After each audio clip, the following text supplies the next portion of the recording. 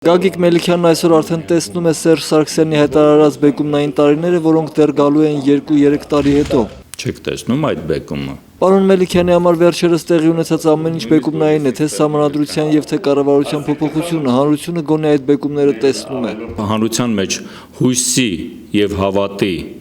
ներշնչման հիմքեր արդեն բոլորը տեսնում են։ Իշխող խմբակցության քարտուղարը չի բացառում, որ բեկումնային կարող է լինել նաև իշխանության պարտությունը ընտրություններում եւ ընդդիմության իշխանություն զիջելը։ Դա էլ կարելի է բեկում համարել, բայց հենց դա չի բեկումը։ Մինչդեռ ընդդիմադիր Արամ Մանուկյանը փնտրում է բեկումը, որտեղ է այն, հանրապետականը ձախողել է ամեն ինչ, որևէ բնակավարում նրանք հաջողություն չեն ունեցել։ Հայաստանը քանդվում է ուղղակի։ Հայերին տեղափոխում են Հայաստանից, ինչ բեկումների մասին է խոսքը։ Պարոն Մանուկյանը բեկումնային տնտեսական թռիչքներ է տեսնում տարածաշրջանային բոլոր երկրներում, նույնիսկ Ադրբեջանում։ Վրաստանը թռնում է, Ադրբեջանը